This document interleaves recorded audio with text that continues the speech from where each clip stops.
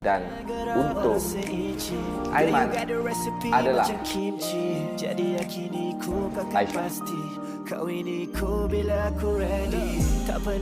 Tapi saya ingin bersama dengan lelaki yang membantu saya menjumpai diri saya, iaitu Aiman Mukmin. Daripada jatuh bangun seorang Aiman dan seorang Siti Aisyah yang dulu pening, macam mana nak buat?